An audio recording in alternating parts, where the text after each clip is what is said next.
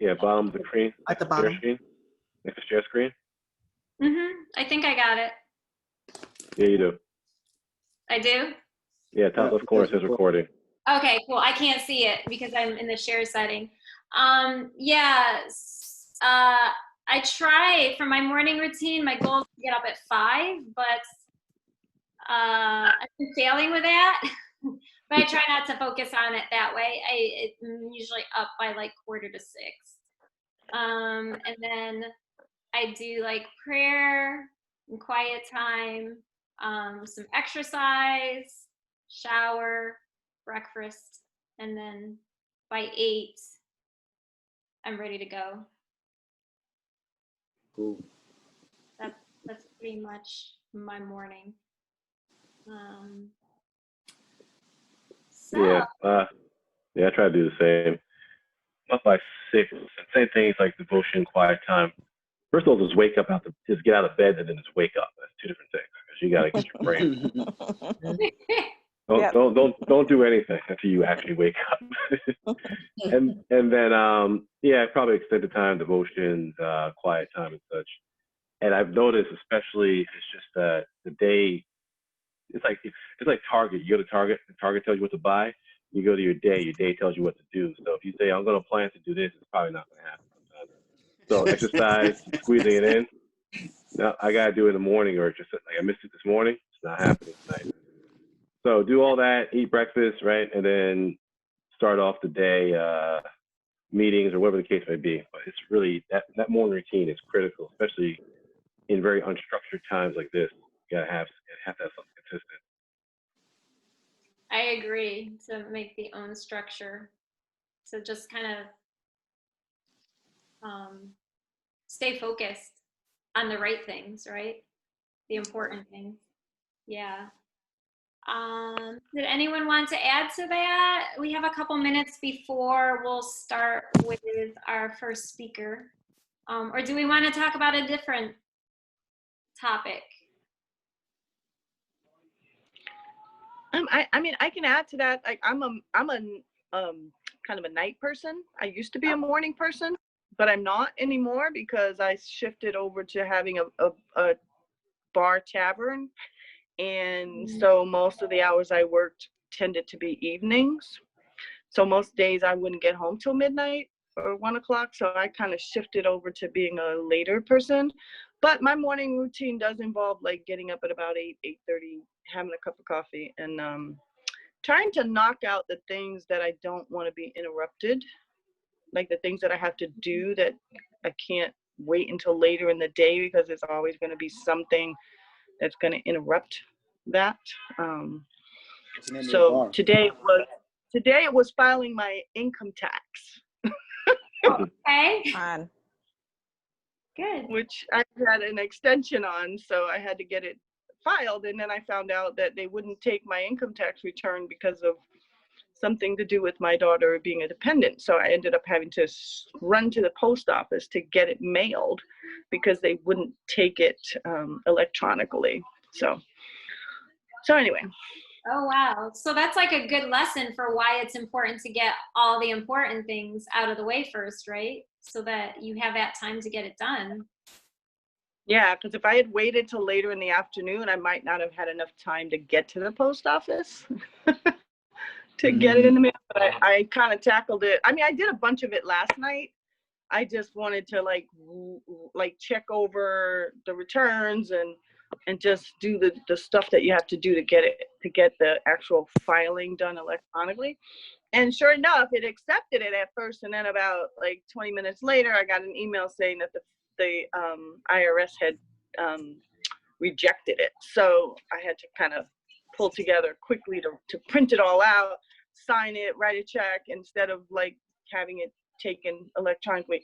So I was able to get that done. But you know, the mornings are really critical for me in terms of knocking out the things that administratively I must get done. Because there's always something that happens later in the day that like makes you put it off or put it off or put it off. And that's always kind of been the case with the to-do lists, I think, you know. Yeah. You have to things on the top of the to-do list that you really need to get done. Yes, prioritize and focus on the important first. Awesome. Thank you so much for sharing, everyone. So I'm looking at the time. It's 7:45. So in order to keep on schedule, we're going to have our first speaker. So I am going to introduce Kenneth G. Kenneth, go. Yeah, I did that.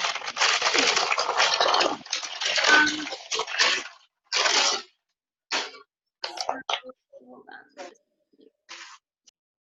on. Okay. So let me just introduce him so you guys are all familiar with him before he starts presenting his information. So Kenneth G is a financial advisor with New York Life, and Kenneth is currently working on Project 2020 as part of a larger initiative to sit with 100 individuals or families and provide them with services for financial literacy, fitness, and freedom. So everyone, we can welcome Kenneth. Yay, thank you for being with us. We appreciate you. Appreciate it, thank you. I forgot I wrote that, so that sounded pretty good. You ever read something after you wrote it? Like, that's not bad at all. It's not conceited because it's the first time you remember hearing it. So, yeah, my name is Kenneth. How you doing? So I work for New York Life. So, you know, my background is education, so I'm a school counselor by trade. Things happen, and so you still got to do what you got to do. So I approach it the same way with it. So I just want to talk to whoever's listening about, especially this year, especially what's going on, obviously, with the pandemic that we're all in, about certain things that you hear concerning. So two key things, if you saw the Instagram post, and I wanted to focus on generational debt versus generational wealth. Two things you hear in memes all the time. I'm doing this, I'm doing that, and we hear about the goal, but we just don't know about the why. And I found that people will focus on the end game, which is, you know, build your business and do well, but forget about the most critical things. So if I were to ask a question, you know, rhetorical question, you can answer it. If you were to get in your car to go somewhere, what's the first thing you do? Most important thing. And anyone can answer that. You guys can put in the chat as well. Yeah, that too. If you're in a spot that's noisy. Right. So I'll just say I'll answer the question. So the most important thing, the first thing you should do is put your seatbelt on. I don't care what kind of car you have. If you have the whip of your dreams, if you have that the situation you had when you were a kid, exact seatbelt. That lemon, the one that gets down the street, that your friends know you're coming down the street before you get there, the putt-putt situation, first thing is seatbelt regardless. It's because that's the thing that's going to protect you. And if you don't have that, yeah, exactly, mirrors are next, of course, brake, steering wheel, all those things. Way before we get the accelerator, way before we start to get on the road and really get our speed up and test out the engine, test out the tranny, we got to get those things taken care of first. And what happens is that I'll actually had a chance to speak on June 19th to a bunch of younger, like solid millennials, you know, 26, 27, who had their own businesses.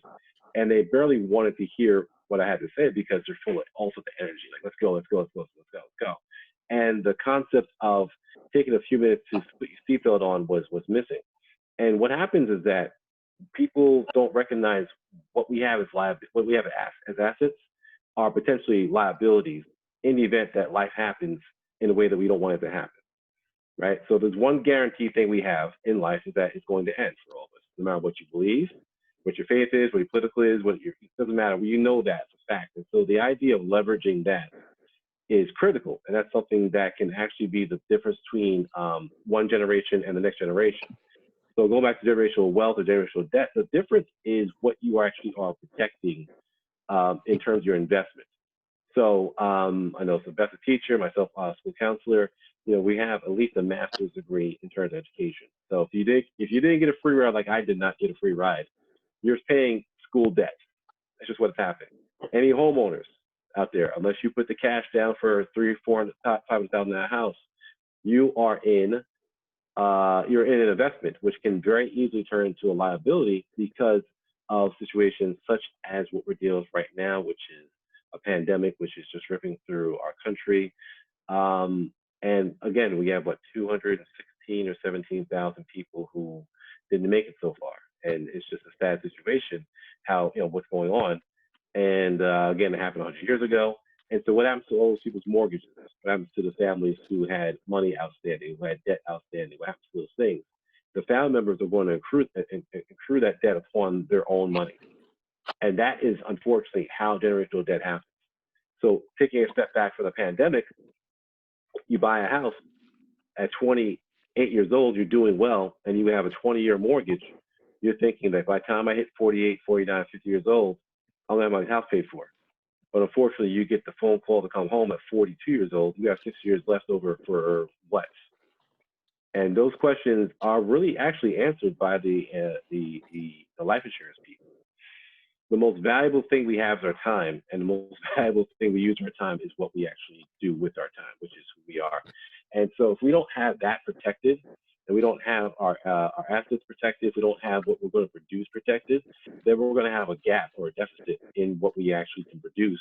Because if I have a salary of $50,000 and 5 years that projects to be $250,000, that $250,000 is missing from my home, missing from my family, missing from my local businesses, it's missing from my future and my kids' future and my family members' future. Whoever is counting on me is missing from there because we're just not here for it. So that's where the life insurance piece really comes into. It's actually that simple.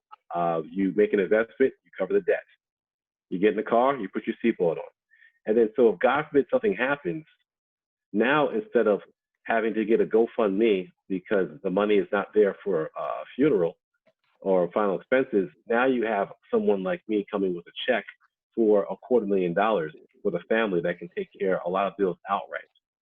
There's also the investment part of life insurance as well too. So it's not just covering; you can also use that for long-term investments to add some extra money for when you retire, as well. And it's not the most excitable business in the world. I know that you're not going to go home and start high-fiving people that you got this information. I know that, but it's a necessary piece because we probably all know somebody who's been in a situation where I don't know what to do now. And as a counselor, the importance of having the time to say mourn the passing of someone gets impacted when you are struggling to find breathing room for bills, for finances, for how you make this money. And also you actually make it a situation where you're not able to really process what you're going through. Personally speaking, my father passed away in 2012, so 8 years ago. He didn't have life insurance. So he actually ended up in his passing having to pay for his own funeral from his money saved, because he was old school. Money was in the bank account, but wasn't actually invested into life insurance plan. And my mom, who they weren't married at the time, divorced, actually swiped the credit card the same day. And so what should have been money going to his unborn grandchildren, my nephews, ended up being money coming out of the account that was going to go to us anyway. So at the end of the day, it's a very serious thing that we have to do, and it's a conversation that's missing in a lot of communities. Unfortunately, it was missing in a lot of homes, and it's an important thing. So one of the games was like, what gap do you fill in life? Like that's the gap that we talk about, and that's what we start off with. Now beyond that, New York Life and other insurance companies, but New York Life does things like the investments. We'll do 401ks. People lost their jobs, so they are thinking, what do I do with my finances? You can roll it over to us. We'll manage the money. We can keep it safe in the stock market. We can invest in the stock market. There's a lot of things we do besides just that, and that can get you situated in the future. Because a lot of people are doing well even during the pandemic, but how you leverage your money, what you invest into, and how you protect yourself and your family is the key to how you come out of this in the future. So the only thing I would say is, if you want to know more how that applies to you, one, it's affordable because it's based off your budget. So I would never say, here's a product and pull it off of my fake shelves in the back. Here's a product, this is just for you. It's more like, all right, listen, what do you have? And what can you actually afford? What do you owe? And what do you need? And the bottom line I'll say is, like, something's always better than nothing. And you can't rely on your job, because if you get a new job and you're making $50,000 more, and the only insurance you had was from your old job, you never had insurance. They had insurance that you borrowed while you were working with them, but you never had insurance. Whereas we all understand that owning is better than renting, and we can take that with us. So those are the things that I've learned a lot in this past about 10 months of being in the financial industry. And that's just the beginning of it. So I think we've all experienced some of that in our lives, and I think we want to get past that. So that's the difference, though, between generational wealth and debt. Having a policy is not going to stop someone from passing away, but it's going to make a difference for your family in the future. And that's really my piece right there. I'm definitely open for questions about what's going on. I do have my own life insurance policy. I don't have kids, so right now it's my mom, but I'm going to switch it up as I need to. I'll think about nephews, I think about future children, think about my girlfriend. So there's still things you can always do. And anyone that you know of, the younger they are, the less expensive it is, and the better off they get it. Because once you get yourself locked in terms of, hey, this is my outgoing, I'm paying my Geico, I'm paying this, I'm paying that, I'm paying my life insurance, I'm paying my car, you don't think about it, and you're locked in, and that's what you want to be, so that when you start to make the moves in entrepreneurship, when you start to make the moves in investments, in stock, in real estate, whatever the case may be, you already have monies that are earmarked for what you need, and then you can go full force. I'm never going to tell you don't do those things. I'm just going to tell you make sure you have your seatbelt on first. So I'll keep that short and sweet. And any questions? Thank you. I'll take those. And anyone watching, well, there's only 9 of us. It's okay. You can contact me or Beth for my contact information. I'm doing Zoom. That's why I have the cool background. And we do Zoom meetings. They're free consultations, so there's no obligations. We only go when you say go. And that's kind of the gist of it. So that's the boring part when I get out the way, and I'll let someone more interesting follow up after that. I don't think it's boring, Kenny. You just dropped some information about how we can, especially as entrepreneurs, we work so hard for that generational wealth. And God forbid there is no seatbelt, then, that impacts the business as well as the family. And so, I think we all want to leave the people behind in a better place than where we started. So I think what you spoke about is really interesting. Yeah. Yeah. You're welcome. Yeah. And again, it's a conversation that's missing. One thing you'll never see in school, that's not a course you'll take in college. So it's funny, like my uncle, I'll disclose a little bit more. My uncle, so my father's younger brother, him and I were talking about it. He's like, yeah, your dad taught me this stuff. I was like, that's amazing, because he didn't say stuff to me. So you ever get mad at someone who's not here anymore? I had that little flare up of anger. I was like, you know what? But I got my nephews, I got my future children, and we're going to get that information right and be able to make moves with that. So this is something that you have to embrace when you hear it, and you can't be scared of this information. You got to be able to embrace it, because there's so much you can do with it that people aren't aware of. And yes, we all need it. And the younger you are, the better it is. So I'll leave it at that much, though. I'm also going to be sending out a follow-up email to all the people who are intending and who registered. So they'll have your contact info as well as all the other presenters' information and everything. So yeah, definitely. Yeah, awesome. And I'll reach out too. The nature of the game is to reach out and say hi and talk. I'm sorry, Beth. And then reach out. And of course, if you don't know, if you don't, I'm thinking about maybe you know someone who does. And then we can go from there. I feel it would be good. I don't, at the end especially, or you can chat in it to drop your contact info, your email or your social media, so that you guys can also all connect. Because I think some of you know each other, but some of you don't. So that way you guys can all know each other through the chat as well. But does anyone have any questions for him before we move to our next speaker? Good job. Good job. No, thank you. Thank you. Yeah. Beth, I don't have a question, but I do have a comment, or sort of if you want to call it an affirmation or so, because my background is in insurance and risk management. So I spent 34 years as a life and health and property casualty broker and all that. So I did all that stuff. Right. And I will say to people, there are 2 books that I read at a very young age, and those 2 books were The Millionaire Next Door and Rich Dad, Poor Dad. And those 2 books, I read that, I was probably in my 30s. I read those, and it set me on a completely different path in life. I started to maximize everything that I had available to me through my work. And it's the reason why I'm actually surviving the pandemic right now, because I took out enough life insurance when I was younger. I now Yeah, don't money. need much because my kids are older. My kids are 21 and older, but I Right. maintain at least enough life insurance to pay off my debt at all times because I don't want my kids to inherit my debt. So I strongly, and I used to actually teach financial literacy through the Mid-America Leadership Foundation in Chicago. We actually started an IDA savings program with banks using CRE credits, and it's very important work. And actually, you said that we would never have a class like this in school. And actually, when I was younger, back in the olden days, middle schools actually taught home economics. Yes.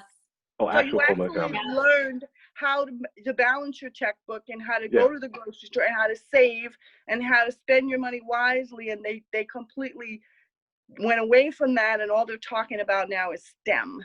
And while I think STEM is important, people have to have life skills, and life skills are protecting yourself. You know, that's a life skill. So anyway, just wanted to add that to your discussion. Yes. That's awesome. Yes, thank you for affirming that. It's always it's great when you guys are able to like build on each other's information. So awesome. And yes, I agree, Vanetta. They definitely need to bring home economics back for sure. We learned everything from sewing to taking care of babies to balancing a checkbook to going to it was all the life skills because, you know, now parents work. So who's taking the time to do all this stuff with their kids? Most people are not.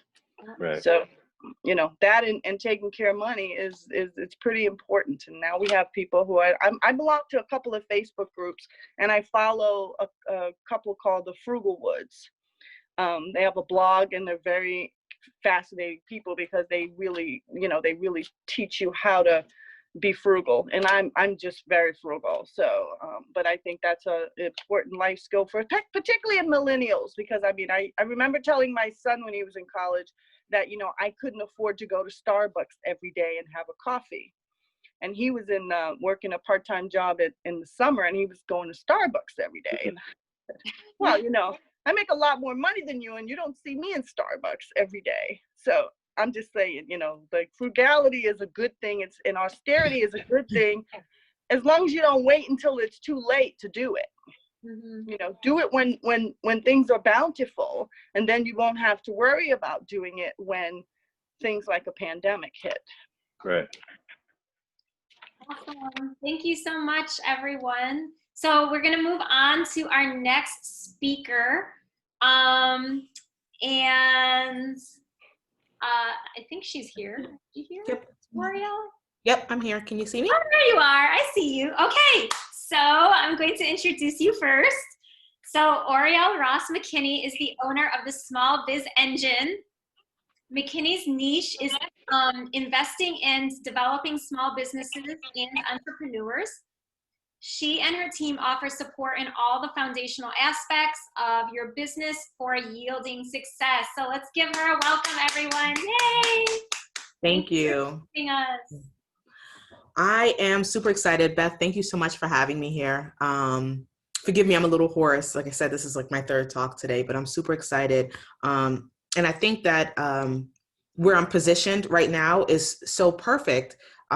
Just listening to Kenny's presentation on life insurance and what that is, I'm going to talk about, you know, successful business, building your business, sustainable business, and all those tricks of the trade that I've developed over the years, you know, so I'll shortcut past, you know, some of my mistakes, maybe share some of, you know, my downfalls for learning purposes. But one thing that was just an integral part and still is are my life insurance policies. I had the benefit of my parents telling me to get life insurance early while I was still in college. So young 20s, and they started the policy. They're like, when you graduate, you'll continue paying it, but we're going to start this for you. And one thing that people don't talk about enough when it comes to life insurance, whether it's whole, life, term, and I'm not an insurance agent, so if I'm anywhere off base or I say something incorrect, then let me know, or universal policy, is I believe in being your own bank and funding yourself. And life insurance allows you to do that. So you can always borrow against it to fund your business. So I am a serial entrepreneur. I have a lot of different businesses and my hands all over the place. I have a travel company. I have a real estate brokerage. I'm the broker of record, but I'm not active. I have agents that do that. I have my business consultancy and I have a restaurant. The restaurant I opened last year, which I funded against 2 of my insurance policies. So it helps you to be your own bank and then you call your own shots versus when another bank may call a loan for, a number of reasons, or it may not be a good time economically for risk. You can make your own decisions independent of what bank standards are at the time. So I just I love the fact that I came right after that, because that's one of the things that I always teach my entrepreneur clients, to find this resource so that you are able to fund yourself as your business grows, as you grow. So I think that's perfect timing. So I really wanted to say that. So thank you so much. For just talking about, and this really is my wheelhouse. I think that we always, people make entrepreneurship sound very sexy. So it's like, okay, I'm going to be an entrepreneur and I'm doing this, but the work to get it done, it's like everybody wants to be a beast until they have to do what beasts do. Everybody wants to be an entrepreneur until they have to do what entrepreneurs do. It is not easy every day. And you have to be in the fight and you have to be in the ring. And people who are not in the fight or in the ring will criticize, but they're not in the fight. And they haven't taken the time to find out what that fight looks like. So you have to be so mentally prepared for the ups and downs of the entrepreneurial world. It's not easy, right? So I always encourage everyone that I work with to be comfortable within themselves. I feel that we grow out of order. So we're on social media. Social media has its place and it has its level of importance more so. And we grow and we want this following and we're clicking and we're tagging and we're hashtagging and we're doing all the things just so that we can grow. And we have not established ourselves. So let's say you grow and you have, 2,000, 3,000, whatever your membership numbers are, 10,000, but you haven't established yourself as an expert. You haven't established your product. You're doing it in reverse. You always have to establish yourself as an expert. And that's critical when it comes to sustainability. So there are different facets of business, but you have to be in it for sustainability. You have to be in it for the long haul. I typically close with one of these points on exit strategy, but it's fitting now. When you open a business, no matter what your business model, and even if it's nonprofit, please understand that nonprofit is a tax status and not a business model. So whatever your business model is, you have to work it with an exit strategy. And whether that's a legacy strategy and you're going to pass it down to your heirs, whether that's a buyout and you're going to talk with investors, whether it's just you're going to continue to grow until it becomes a dividend play, you have to know what your exit strategy is. Why are you here? And that's going to dictate how you're going to grow. A lot of people, what we're doing is buying ourselves a job. And that's not entrepreneurship. You need to buy yourself a growth model. And that's how you're really going to grow. And I coach people all the time, not only on, that establishment of being an expert, but brand clarity. When people approach you, and it's very important for me because I play in different fields. So I never approach I don't know, Beth, this is probably the first time that we've talked about other businesses I own, because you have to have clarity. Unless we're talking about a holistic conversation where it makes sense, if my guys are on the ground and they're ordering pizza, you don't have to know. That's not pertinent to a business coaching conversation. So you have to have brand clarity, or else people will think that you're confused. And a lot of times we try to say, well, I'm going to do a little bit of this, a little bit of that, a little bit of this, a little bit of this, and play my cards. That's not targeting your market. Understand the purpose of your role in each business that you're in or that you have a stake in. Understand your purpose completely and be able to tell your story. So if I were to tell my story and establish myself with that clarity, I would tell you that I touch different businesses and different entrepreneurs and help them grow. So I can use that same methodology in different fields of business, but it'll come back to me at the center, nucleus, how my model, how I get it done. So I have a couple of stats here, and I just think it blows my mind every time I read it. And this was from this year, so it's current. And forgive me, I have a couple screens here open. But 44% of millennials, they think about leaving their jobs every day. 44%. That's crazy to me, right? So you're literally half the population is unhappy every day, but they don't have the guidance to take them through that entrepreneurial journey. 6% of US adult population, they own a business as their main job. Only 6%. Now, I assume within this pandemic realm, that number has grown, but there's growth and there's growth. It's always, numbers. Like I said, I shared that I'm a tech knight. I went on to further my career in engineering, but like numbers, science, it's very important to me. When it's ignored or, manipulated, I'm highly offended. 46% of small businesses fail due to incompetence. We can't let that be us. We have to be able to spread ourselves to understand the difference between management and poor management, leadership, and just going by the wayside. 80% of entrepreneurs use their own money to fund their business. 80% self-fund, 10% purchase, 3% inherit, 4% are gifted. So another falsehood that we go into are, we're just going to go get this grant money. And there are grants now. I have a list actually that I'm going through, especially for women in business, especially for minorities at this time, as we're going through conversations. Shaquille O'Neal has a big fund that he's endorsing. Alicia Keys has a big one with the NFL. You can always look those up. There are funds that are, going forward. So there's grant money out there, but that's not going to be the main source of your business and the main source of your growth. You have to really think about, this money is coming from you. This is your investment. And what does that look like? How are you able to leverage what you do with your investment? So with brand clarity, the facets that I like to talk about are authenticating your brand.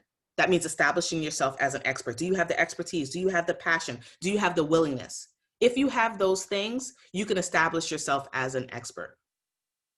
But do it the right way. Do you have the results? I believe I don't show you my plans, I show you my results, okay? So do you have the results to leverage the audience that you've built, assuming that you've catered to your target audience, assuming that you've niched yourself correctly? We like to cast a wide net. And I tell you, because we grasp at straws, we end up, you can't be everything to everybody. I know financial planners, and they will only work with engineers. That's their niche.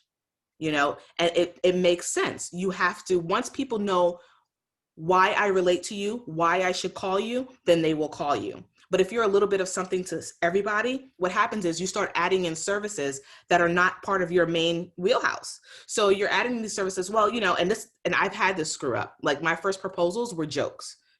Oh, sure, yeah, I can build your website, boom, boom, boom. Then, I'm going to go in there, your marketing plan, your business plan, stretch it out. And then you end up just being a little bit of everything when you could assemble a team and really package what that client wants. So really authenticate your brand and develop yourself in that way, and let people know why to call you. Establish yourself as an expert. Reinforce your solutions. Understand where it works. And this is where the results come in.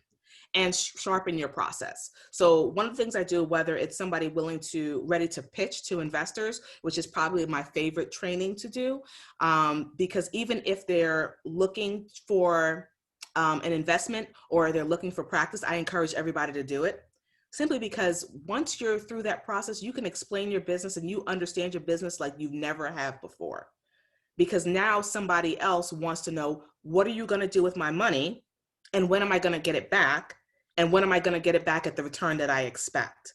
And those questions can't be easily answered unless you understand the core of your business. So that brand clarity is not just something to think that you're going to get without doing the work. I can go on forever, but I also want to leave time for questions and anything. So I am a business strategist. You can find me at thesmallbizengine.com, same moniker, whether it's on Facebook or IG and LinkedIn. I have a group on Facebook called Fuel Friends United in Entrepreneurial Leadership. And it's really, I like to keep it as a creative environment, but really on resources. There's so many places out there where people say, you can find me here, do this. And it really is just the bait and switch. And I wanted to create a safe place with information that's going to help the people that I'm connected to grow. You can actually use this executable information in your business and come out on the other side with positivity. And that's my thing. Keep an environment that keeps you positive. So again, thank you so much for having me. Hope this information was useful. I'm here for any questions. I was taking notes. You know I was. Yeah. I loved that phrase, be your own bank, too. Good We job. don't think about ourselves Thank you. that way. It's like a really powerful way to see ourselves, I think. Yeah, when somebody else is holding the purse strings, it could really hurt your feelings. You know. Yeah. But that's if there are no questions, that's fine. I'm gonna put my information in the chat. If anybody, you know, has information or wants to share, please do that, and I'll be certain to follow up with everyone. Yes, Vanetta says she has a million questions. Oh, okay. Oh, yes. But yes, please, everyone share your contact info in the chat. That way you all can connect with one another as well. And then you can connect with Oriel. And like I said, I'm also going to be sending out a follow-up email with everyone's contact info so that you can follow up with them that way, in case for some reason you don't get everything in the chat. All right. Oh, but Vanelli, you have one question? Okay, sure. You can type it or you can share it out loud. Hi, good evening. Okay, one question I do have. I do have my own business called Hands of Touch. I'm a licensed massage therapist. I have quite a few certifications and things like that. The thing you said something that kind of struck me in reference to, you know, basically if you're into everything, you'll be a master of nothing. I forget how that whole saying goes, but in my business, how do I narrow down my niche, or niche, how you pronounce it? Because there's not specific demographics that I'm looking for, because everybody needs a massage and they need wellness treatment. Mm-hmm. But I do gravitate towards mothers because I'm a mom and I wish I would have had a massage when I was pregnant. Right. But I'm proficient in a lot of different things. You know, based on what you tell me what you need, I can choreograph a session for you to address you and what you need. So I'm wondering, in my profession, you know, how do I narrow that down? Or do I? Or should I? It's in my experience, when you do narrow it down, you become more profitable. So Okay. what happens is people are going to know, for Mother's Day, you're the gift card that I want. For, you know, prenatal care, you're the person that I want on my panel to do coaching in that regard in terms of taking care of your body during that time. Partnering with, you know, who's your referral partner? A referral partner is somebody who's in your field, but in a cursory level. So your referral partners might be physical therapists. They might be chiropractors. They might be nanny cares, au pair companies, anybody that handles the moms. You know, there's so many mom groups on Facebook that I enjoy, like there's Boss Mom and all of that. And I enjoy because it adds that aspect of parenthood. And, you know, like I said earlier on, my oldest is 6, my youngest is 3. How they haven't busted through these doors is beyond me. It's just, you know, the grace of God just blessing them, you know, because they are always on fire. And so to me, everybody in that group would know this is who I call to resolve this. But, you know, if you're too spread out, you just don't get the same result. You know, oh, well, I can call Vanetta, but I can also call Hand and Stone, and I can also call all these others, you know, whether it's the franchise model or this personal person or whomever, you know, become their best choice. Okay. Now, and I'm sure I don't want to ask too many questions, but I definitely want to have a conversation with you because I've had my own business for I started while I was in school, and I met Beth through another friend. So really within the last really 2 years, prior to the pandemic, unfortunately, things had really started changing, and the pandemic hit. So now I'm in the process of I have a friend of mine doing my website, but I need guidance. I know I do, because I don't know, and I know I have a gift. It's an anointed gift. I know I have that, and this is my life. I don't see me doing anything else than what I'm doing right now, but I do need guidance. I need steps. What should I be doing now? I don't know. Yeah, absolutely. So I would love to talk to you. A lot of times, I would love for you to talk to me. All right, I'm gonna put all my contact information. Okay. And thank you so much for connecting. Absolutely. Thank you for sharing your time. I appreciate it. Thank you, everybody. Thank you, ladies. That was a really great question too, Vanetta. And I agree. In my photography business, that's also been my experience. Is I've niched down. I've been more successful than when I was trying to do every type of photo session. So that's also my experience as well. But thank you, and we're gonna move on to our third speaker, who is PK Kersey. All right, I see he's there. So PK Kersey is the founder and president of That Suits You. That Suits You provides image choices, which is an acronym, and workshops and discusses professionalism, image, and business. They also provide professional attire for deserving individuals, and additionally, he is the organizer and one of the authors of the empowerment book, Suited for Success. There's 2 volumes, I believe. And yes, so let's all welcome PK. Thank you for joining us. Hey, thank you so much, everybody. You guys who, Kenneth and Oriel, that's how you pronounce your name? Okay, you guys with great information. Really needed to hear that. And Beth, thank you for having me. Welcome, everyone. I'm not going to be long before you guys, but I do want to just share some things that I've learned. Pray everyone is safe and doing well during these times. I'm going to be talking about putting your story or putting your work into a book form. I know that's something that people think about doing at times, and books are very important. We learn so much from reading, from people's experiences, from getting knowledge. Sometimes, one of my big people I follow, Dr. Ivy Hilliard, I can't really see him all the time, but I can get his literature and his books. So books are very important. And it's something that people think about doing, but sometimes they put it off because they, for whatever reasons. So I'm just going to talk about that pretty quickly to see, just to give you some tips, things that I have learned about the process of writing a book. First of all, I'm going to give you some books that I've read that I think might be helpful for whatever journey you are on, whether you're an entrepreneur, whether you're in business or whatever. But 2 of these books that are really great one is called Mental Toughness for Success. That's by Dr. Ivy Hilliard.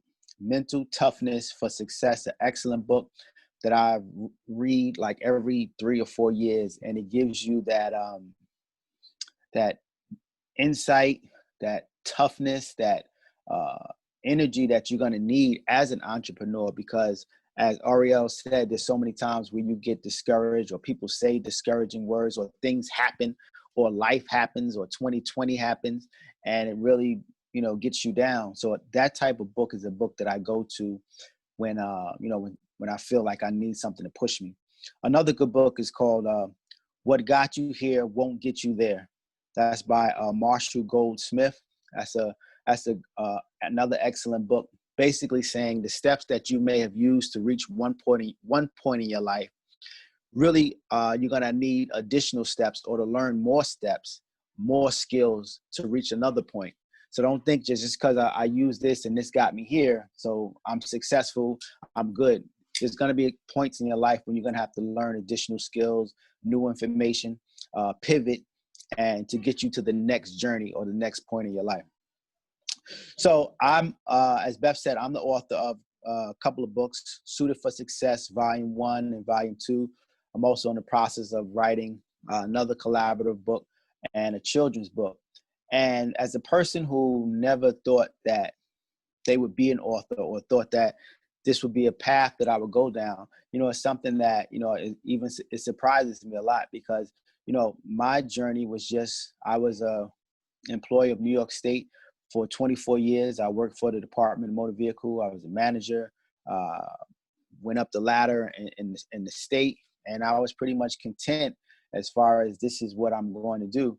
And it wasn't until my last few years there where I decided that I just didn't feel satisfied. I didn't feel that I was really fulfilling and doing everything that I wanted to do. But I didn't know how to do that. Oh, sorry. So basically, as Beth said, I formed a nonprofit organization called That Suits You. And we started giving away suits and doing different things like that. And we started helping men get back to work, doing workshops and seeing them fulfill their journey. And I started to think like, what about writing a book? I did have that thought in my mind a long time ago. And I used to, at lunchtime, when I worked for the state, I used to actually walk from 34th Street to Bryant Park every day. Beautiful walk, beautiful park. And I used to sit and write down a book that I wanted to have out. And I got up to like maybe 60, 70 pages. But I never actually put the book out because I always felt I'm not at the place where I need to be, where people will read this. Or I always felt that, who am I to put a book that's going to motivate and inspire people and they're going to buy it and read it. So I never actually did anything. I still have the papers, I still have the manuscripts, but I never actually published it because I always felt that I'm not ready or I'm not who I'm portraying to be. And I think that's where a lot of people may be at as who want to be authors. They want to put a book out, write down their story, their lessons or whatever.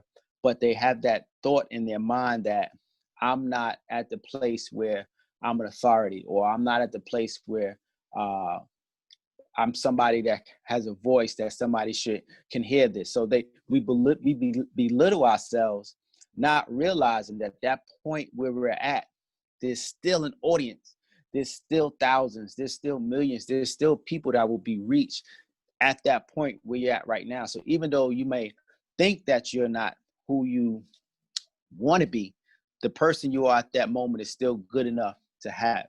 So one of the things we think about is why should we write a book or why become an author? There are some things it's 4 things that I wrote down that is part of the author process. One, for some reason, it gives you credibility. It's something about when you say I'm an author and you can pull out the book and it's your name, people automatically, for some reason, give you that respect. You put in that work, you have a book, and it builds a form of credibility.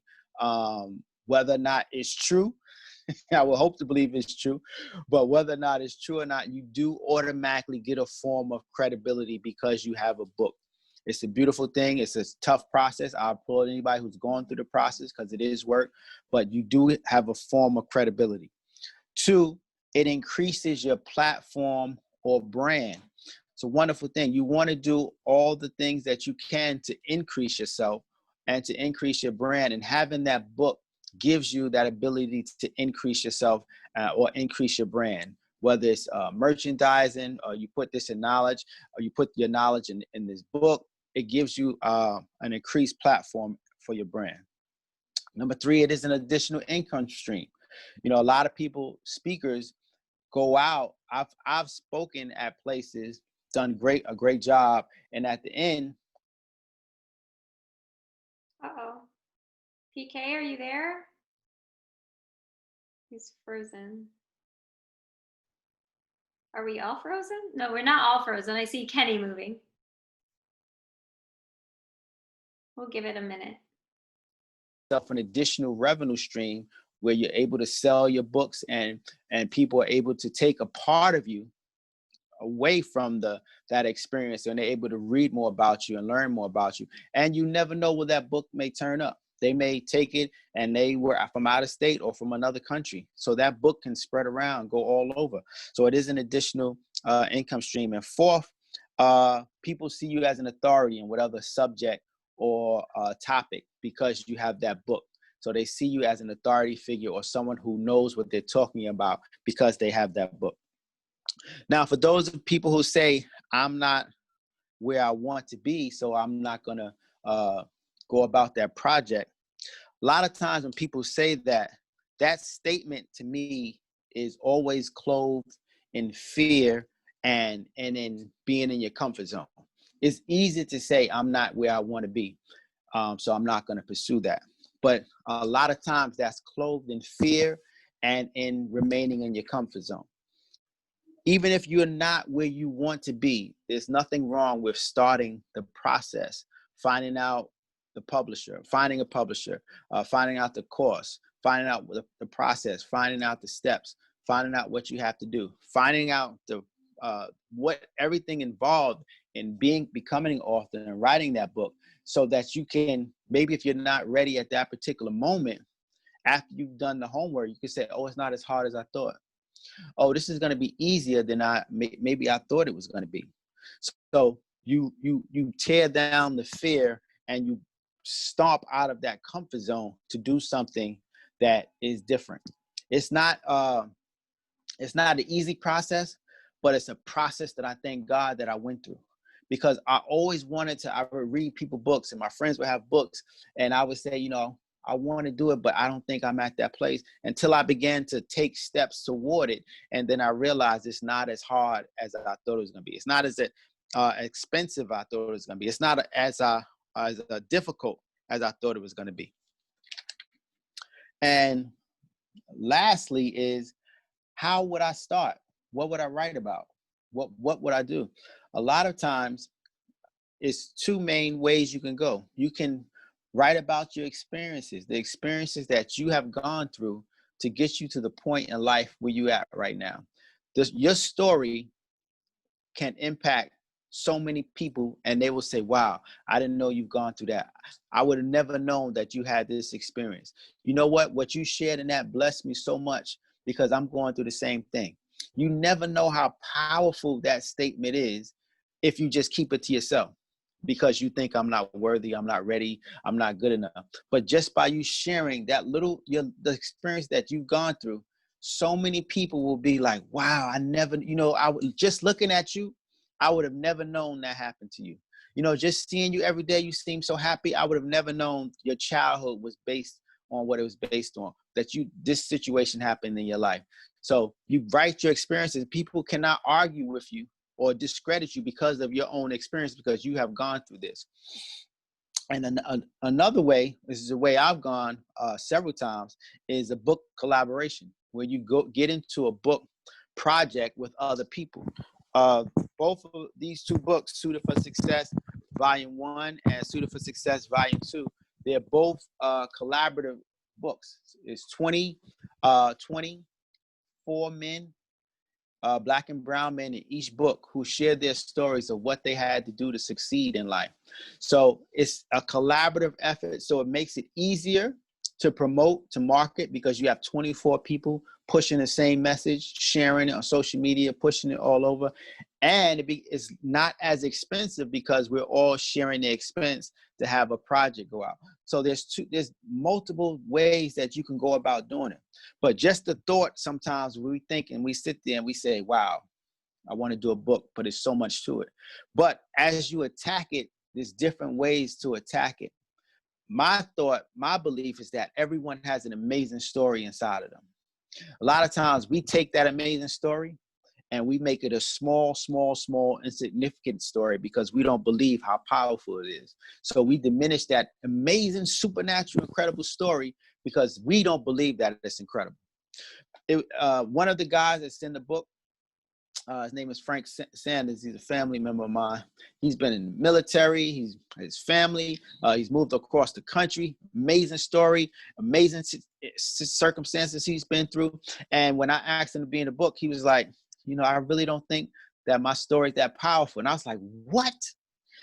You have been through so much as far as moving all over the country, being in the military, being an entrepreneur, being married in a blended family, and your story is amazing. But the way you may see it, you think this is just my life. This is just what I do.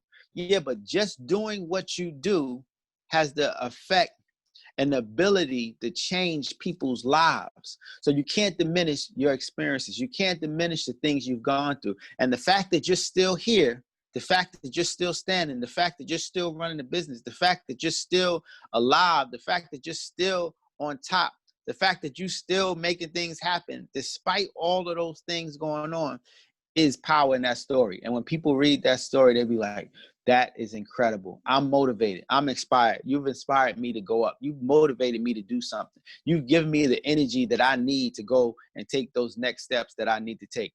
I didn't think it was possible, but reading what you did really made me. And just when you hear somebody tell you that, that will make all of that, just all of it worth it. So that's all I wanted to share with you guys about the power of story, the power of becoming an author. I'll share my information. I shared it in the chat. You guys can hit me up. You want to check out the books, check out the nonprofit organization that we do. We're on Facebook, Instagram, all over. Check it out. And once again, Beth, thank you for allowing me to share just a little bit. Oh, you're welcome. No, thank you for coming. And I agree with you. Sometimes like that fear, maybe holds you back. That was for me with starting the small business directory, the Big Black Book NYC. But once you just do one thing, then you can do the next thing and the next thing. And it's just kind of like one step at a time. And here we all are. Right. It never happened if I hadn't have just taken that one step. And it was out of my skill set. Dope. I'm not good at organizing things typically. So, even when things seem like they might not be, possible even to do, if you just take that one step, you can keep going and end up with a book or whatever it is that, you are destined to create. So yeah, thank you for sharing. Does anyone, no problem. Any questions for PK?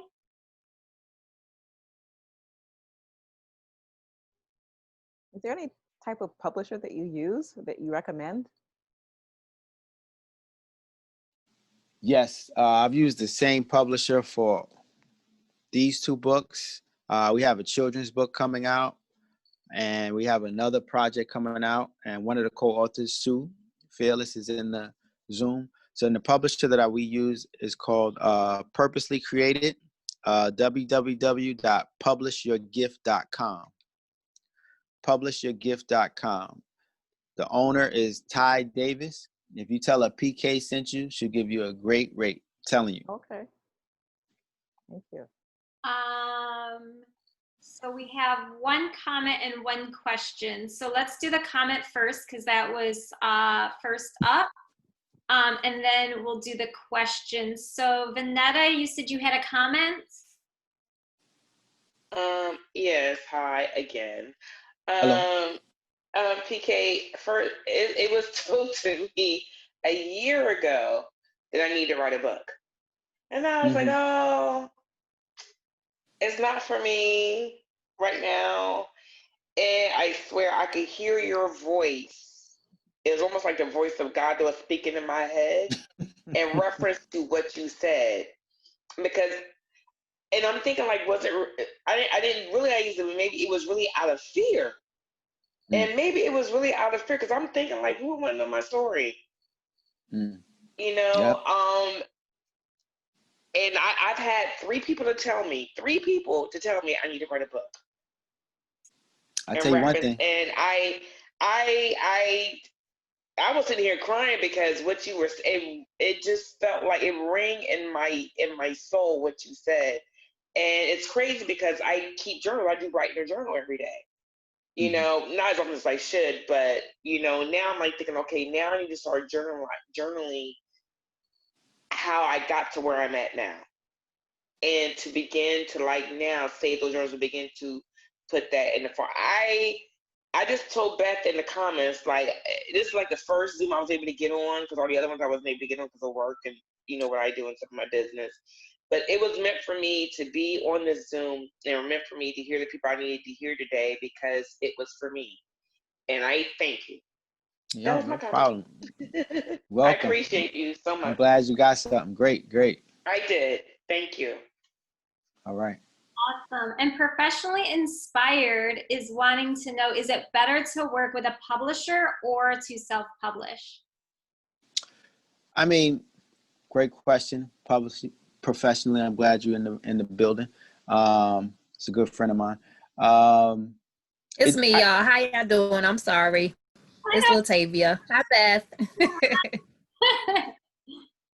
I was gonna say, to answer that, I wouldn't say either is better. It just depends on what you feel more comfortable with. If you don't mind putting in the work and self-publishing it and doing the things that's gonna require it, and self-publish a lot of times is less money, then you could do it that way. Me, for the way I work and the things that I know is best for me, it was best for me to get a publisher because the price point was right, and I allowed them to do all the work. So it really depends on how you work and what best fits your style. I know if I self-published, I would not have done it as effectively because, I'm all over the place. I'm doing this, I'm doing that. But if I would have had to set my mind to do it and just do this and self-publish and get it done. But so it really depends on your style and what you feel more comfortable with. But I won't say either way is better. It's what's better for you. And Oriel has a question as well. What do you think of using ghostwriters? I don't have a problem with that. People who've actually written in the book, they've used people who have written for them, or sometimes people write for someone who they don't know how to actually voice what they want to say. So, I mean, all those options are good. My thing is, whatever you have to do to get it done, if that's what you want as far as having the book done, then go for it. I mean, find out the steps, find out the process. That's my thing. A lot of times the process hinders us or scares us. But when we find out the steps that it takes or what we have to do or what it entails, it makes the process a lot easier to get it done. Awesome. Thank you so much, PK. Does anyone have any final questions for him? We're a little bit over time. Don't want to keep people longer. Cool. All right, so thank you to our speakers. I do want to let you guys know, thank you, give them all a clap. Yay, thank you guys. I appreciate you all and all the knowledge you just shared. I'm gonna post the recording, so I know a few of you came in a little bit later and missed some of the beginning, so you'll have access to all the info. Yes, PK, can you put your contact information in one last time, please?